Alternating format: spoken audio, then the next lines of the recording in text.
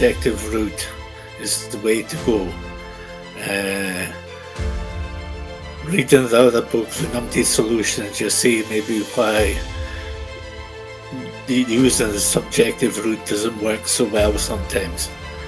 So to be objective in life, I think it's a good thing. Hello, everyone. Welcome to the Author Spotlight brought to you by Apex Media Global. I'm your host, Monica, and we're joined today by Andre F. Depuis, or also known as Gary. This man has been helping people for over 20 years, and he has such a unique perspective. He has been mixing dark humor with surprising insights. His book, Numpty Solutions to Everyday Problems, takes a look at life's little challenges and encourages us to have a different perspective. And I just can't wait to learn from him and laugh with him today. So thank you for joining us, Gary. Thank you. Thank you. Thank you for your time. Gadi, I was looking through your books and your website and everything because I was just so excited to talk to you. And you described yourself as a social outsider. At least that's how you perceive yourself. And I think we all felt that way a little bit throughout our life. So, how did that perspective contribute or lead you to your writing? Yes, it's true that I cast the main character in one of the books as a social outcast. That's true. And the perspective really was to concentrate on the main character most of the time. So when the reader reads how the person thinks, acts, and does, then I was hoping to get an objective viewpoint for the reader so that they could understand the person best of all. I didn't want to be some sort of War and Peace with 1,001 characters and bits about what kind of flowers they grew in the garden or what kind of car they drove. I was wanting to concentrate on the main character to develop objective viewpoint for the reader. That's about it. Yeah, objective viewpoint. That's honestly new to me, like reading a story from an objective perspective. So, how do you immerse the reader in the story through an objective lens? Yes, well, it's a lot just to concentrate on the thinking and action of the sayings of the main character. And from there, the reader, I hope, develops an understanding of the person. Not some sort of couple of pages of this and that, and then the reader's left to imagine the rest. I was hoping to write it down, plain reading. What inspired you to take that route, like the objective route?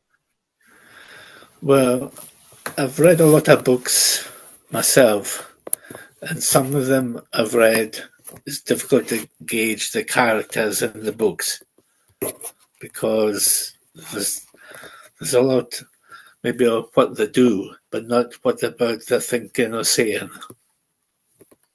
So I just thought it would be better that way, as I say, rather than have a War and Peace novel to start with, where there's 1,001 characters, and you get lost in the midst of the working out what character relates to who and what and when, rather than what they said and did. Is that also how you approach life, like objectively? Do you think that it's more important? Yes, I definitely think the objective route is the way to go. Uh, Reading the other book, the Numpty Solutions, you see maybe why using the subjective route doesn't work so well sometimes. So to be objective in life, I think it's a good thing. Yeah, we're gonna get to Numpty Solutions. I have like a part that I want to read out to you, and I want to know your perspective, the objective perspective. But I really want to explore this objectivity a little bit. And as human beings, we are meaning-making machines. We are subjective. We want to like just attach meaning, our own perspective to things. So Yes. how do you think we can be objective in our daily life, like practically? Yeah, I was talking about how first appearances can be quite a subjective decision by folk on a short time scale. Within a few seconds, people make judgments on other people just by the way they look and things like that. Whereas in my book, I was hoping that because I wrote so much about the main character and what they say, did, and act, the reader would be able to have an objective opinion of the person. I have an excerpt from Numpty Solutions that I really want to dig into, but before that, I wanted to ask, what led you to write that book? Was it from the perspective of a character, or were they thoughts of your own? It was just my own thoughts. Mm. I'd finished my first book and I had a nice break from it. So I got revitalized and I thought what I was going to do next. And well, it just came on to me. Just a flash of inspiration, I suppose. I was lucky. I got lucky. And it just took me 3 days to write. It wasn't a long exercise. I just wrote it off quickly. And well, I just hope it does well. It's not to be taken too seriously. Uh, what can you say? So the book took 3 days to write. Yeah, yeah, Wow. So you were just like thinking out loud and then you wrote that's it right. down. That's right, yes. Did you have like a ritual? Did you say like, okay, I'm gonna go out and then whatever I think about, I'm just gonna write it down? Or did it just come to you naturally? Just came naturally. I walk about the town during the day. When I come back, I would just start writing. And I just started from there. I just did it for 3 days. And I managed to finish enough for me to think it was worth publishing. Although it took me about must have been about 2 years before I actually published it. I just sat and I wondered why, again, whether it was worth publishing, because who would want to read it, you see? But well, I couldn't publish it in the end. Yeah. Wow. Wow. So 3 days and then it took 2 years to publish. But Yes. I'm just really interested. This was definitely an interesting read for me. And I wanted to read a specific part, the self-help section of Numpty Oh, Solutions wow. that specifically caught my Yes. attention. So I'm gonna read it for our viewers, and I would love to hear your thoughts firsthand, straight from the source. Okay, so it goes like this. Only the good things in life for me. Sometimes you have to go through bad patches to arrive at the good things. Be happy and successful. So also thought the serial killer. White lies. Avoid scary situations. You never know. They might be exciting, stimulating, thought-provoking. Take risks. But if avoiding responsibility is not risk-taking, develop a killer instinct. Literally, celebrate your achievements. A, depends what they are. B, depends how you achieved. C, what did it take? D, anyone suffer as a consequence? Smile. This is my favorite part. Smile and the world smiles at you. Empower yourself.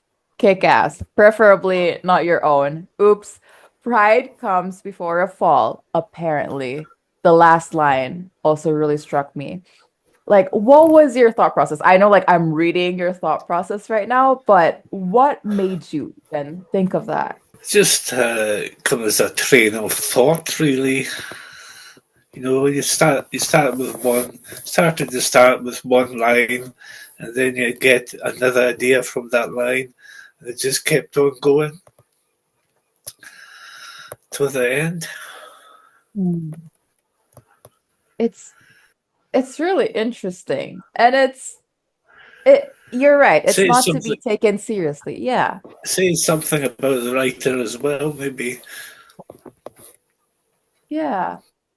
It was really interesting and refreshing to read. And also the last few lines really did it for me. And so, when, at least for me, when I read a piece of literature, depending on where I'm at in my life, I always learn something new, even though I've read it multiple times before. When you read your own work, especially this book, that is like your train of thought at some season or at some point in your life, do you read it back and you're like, oh wow, I can't believe I thought of that? Not really, no. In fact, reading it back, you wondered, well, how on earth you came up with some of the stuff, but you just have to let it roll out, I suppose. Mm, mm. Just being Yeah, honest. yeah. It's again, like I said, it's very refreshing, the honesty. And were there any numpty moments you encountered that actually inspired the book? I wasn't thinking of any numpty moments when I was starting the book. It just sort of came to me. Um,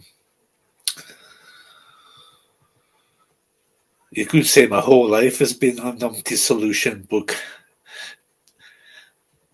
of its own. So maybe it was bound to come naturally anyway. If that was the case, that was how I could write it so quickly because it's maybe just a sign of what I've been up to the last few years. So writing the book was a bit of cathartic solution, getting it out of the system, sort of thing. Definitely. Yeah. Uh, yeah, it's definitely a cathartic experience to just let it out and not worry too much about making it sound neat or intellectual or anything. It's just letting it out. Yes. And yeah. So Numpty Solutions was the book after your heterogeneous disposition, right? Yes. Um, moving from mundane to miraculous. Can you explain what this means for you and how readers might see it reflected in their own lives?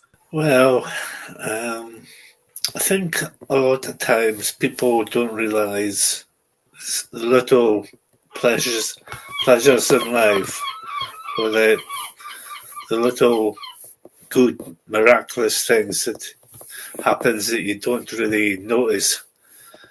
Um, let's see, what was that? But things that you normally just pass by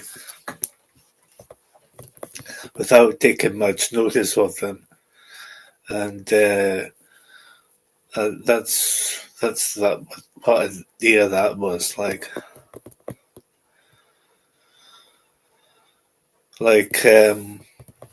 just the other day, just about a few weeks ago, I went out for a walk and I heard this cackling noise from the sky. And I looked up to see what it was, and it was a great big uh, double wave of grey geese flying to the spring areas for breeding. So it was just something that caught my eye, just from nothing. If I hadn't been out on that walk, I'd have missed it. And it was just something quite nice to see. Yeah, I think people underestimate the power of a walk, a good walk, to just like reconnect with your surroundings and being open to just experience life, even though it has been mundane, to just actually see it from a fresh perspective. And yeah, and that's what I'm learning from you today, definitely.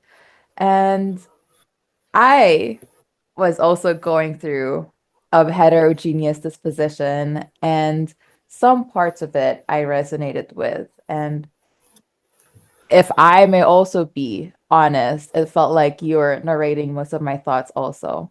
And I know you mentioned that some feelings are hard to put into words, but I can help you, but ask, what is love really? Because in your book, you wrote, what indeed is love without a song? Love is love in one's mind can be different from the love that you sing about because words maybe cannot quite express this. The lion might love to kill young wildebeests. A person might love something more than life itself. Some people seem to have more love for others in the world than they have for themselves. What inspired you to write that line? It was just a short aside, really, to the book. When I went to university, we had a lecturer third year who did a course on the meaning of life. And his idea was humour. He thought humour was the meaning of life. So when you speak about things like love, which is a thing you can get from different circumstances, an emotion which arises from different circumstances, like humour and emotions from the heart rather than from the head or any other vital organs. I don't think people say they get love from the pancreas or the liver, although people do like to drink a lot sometimes, so maybe the liver does come into it somehow. But I think it's an emotion that comes from different circumstances, and so is a heterogeneous disposition itself. That's why I put it in the book, just as an example. Right. Emotions from the heart, not the head.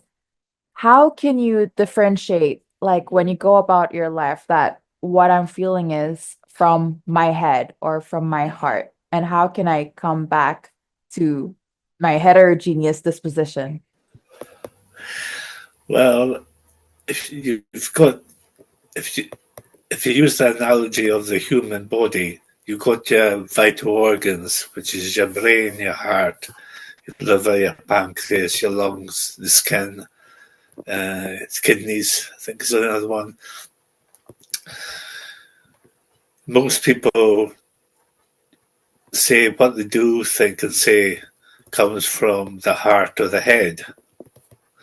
So they tend to say that one rules the other. There's not usually a combined uh, decision from the two. So usually it's solely from one to the other.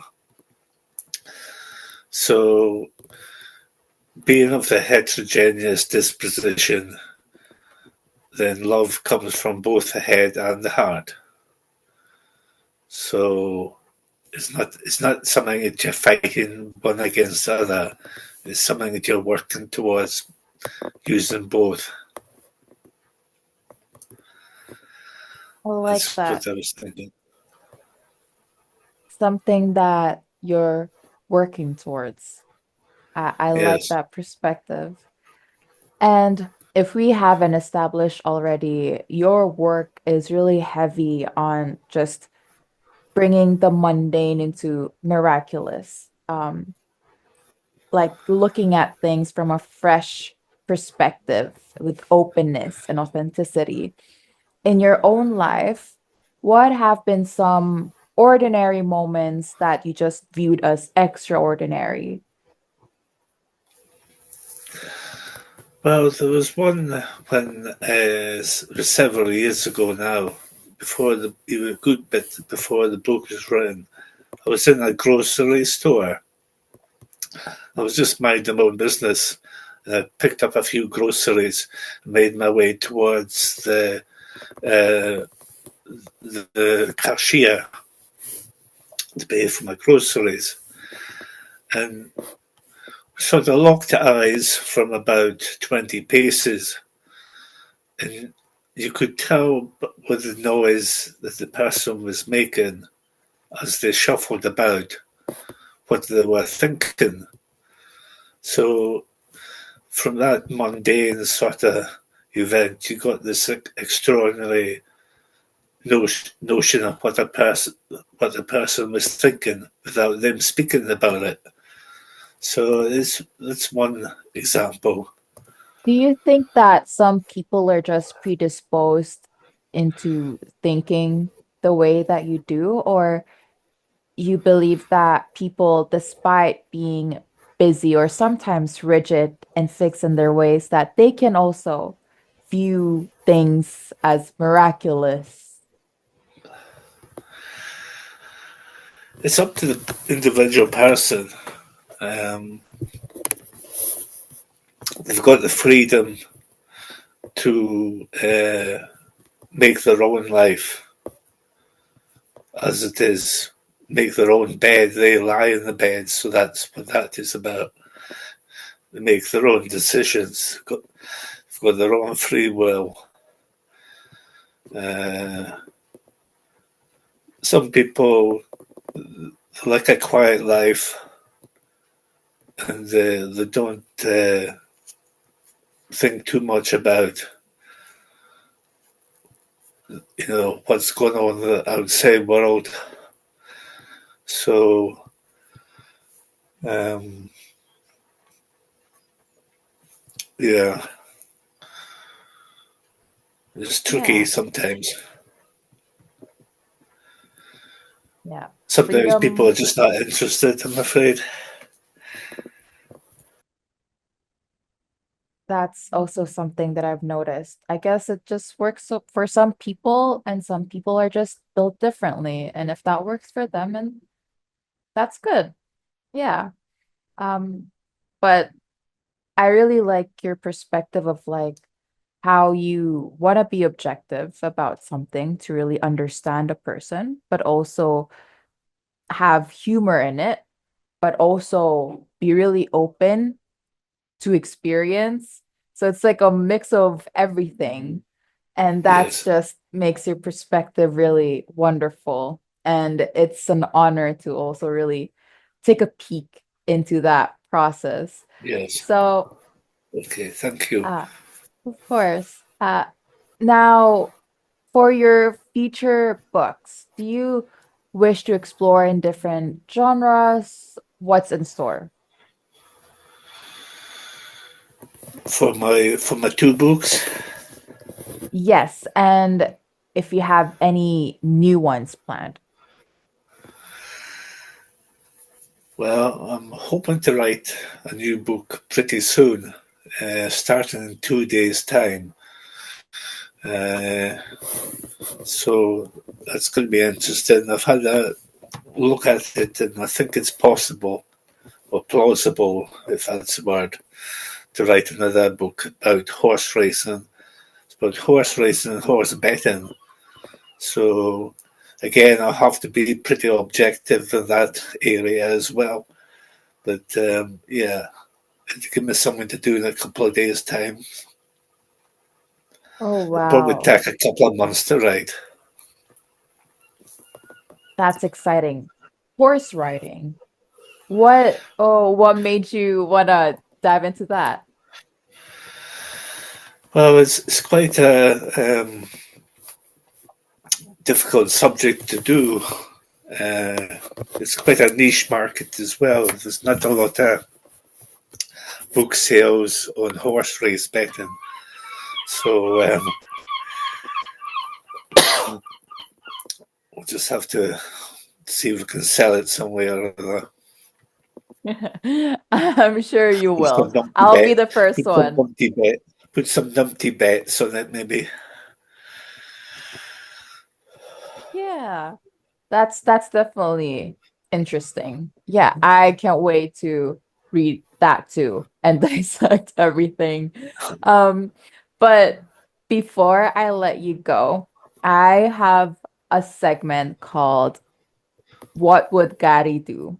And these numpty problems. What are your numpty solutions? So I have three scenarios, and Right. I want to begin with something that I think the younger generation goes through. But let's say you're on social media and then you're just checking someone's profile out, and then you were just like, scrolling down, and then you didn't realize that you were stumbling upon like a post from 10 years ago, and then you accidentally like it. How are you gonna explain yourself or cover that up? Because like they're gonna know that you were snooping around. Yes, I think that's quite a problem. In fact, they might even think you're a bit of a stalker, Yeah. stalking them. I would just have to. You just have to be honest and say that you made a mistake, and that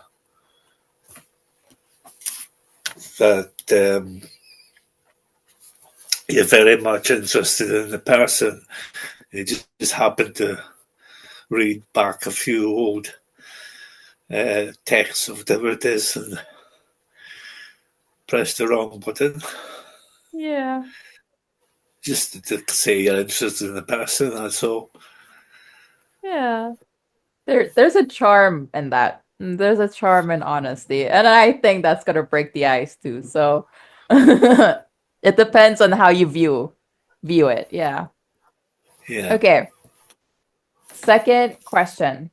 So let's say you bump into like an old acquaintance and they're a talker, they're a yapper, and you have somewhere to be, but you can't really exit the conversation because they keep pulling you back. So how are you gonna get out of that situation? I would just take their phone number and say, I'll call you back when I've got more time. And Yeah, just apologise if you've got something else to do. yeah. It's it's easier than it sounds, at least to me, Yes. because like, yeah, I cannot do that. So I should take your advice. Yes. Okay. So last question. Let's say that, someone is bothering you, annoying you. You take like a screenshot or whatever, or like you are texting another friend complaining about that person, and then you didn't realize that you were actually messaging the person that you were complaining about. What would you do in that situation? I think it's a difficult one, that. Not a very nice situation. Again, I'd be just honest and upfront and just apologise to the person for sending the text or whatever, and but put put them on the spot as well and ask them if they Mhm. recognise the behaviour that the text was about. Mhm. So if they got any stressed about it, then you could just tell them that okay, it wasn't going to be sent to the bosses or anything else. It was just a, a mutual work person, colleague, or acquaintance, not the bosses, so they doesn't get paranoid. Uh, And Yeah. if they do get a bit angry, they just have to say, just agree to disagree, Mm, and yeah. just put the phone down. See them at work tomorrow morning, no doubt. Yeah. Yeah. Again, there's a charm in honesty, definitely. Like just also ask them if they recognize the behavior. I think that's solid advice. Sometimes we overcomplicate things by actually avoiding the situation when we could just like talk about it. So definitely, sometimes we forget about that. So I needed to hear that today, definitely. So Gary, thank you so much for joining me. Thank you so much for your time. I can't stress this enough, but I definitely needed your perspective and see the world through your lens because, again, if I may be honest, like how you have been in your own writing is that I tend to over intellectualize a lot of my experiences. And from this conversation, and I hope our viewers will also realize that sometimes we don't have to hide behind our words or actions, and we can just let it flow. Whatever thoughts we have, we can just write it down. We're not going to be published authors, but at least it's a cathartic experience. So thank you so much for sharing your perspective and your Numpty solutions. And I really had fun chatting with you today. So, where can our viewers buy your books? Buy the books. I think really they can be bought from Amazon. Is the best place. Uh, Bulk orders, I don't know. Maybe the publisher might take bulk orders, but the single orders, Amazon, as I'm well advertised, of a website which has a link to Amazon, I think, on it, so they can also go to the website and order for there. Okay. Amazon is the place to go to. And we'll make sure to link his books in our description as well. So, Gary, thank you so much for joining me again. And I am excited for your new book and whatever you have in store. I'm sure it's going to be really resonating with us. And to our viewers, thank you again for taking the time to join us. If you want to hear more conversations like these and to just expand your perspective, subscribe, like, and comment. Leave your thoughts for Gary down in the comments below. And this has been your host, Monica, for Apex Media Global's Author Spotlight. And until next time, stay curious and keep smiling and view the world through a humorous lens. Thank you.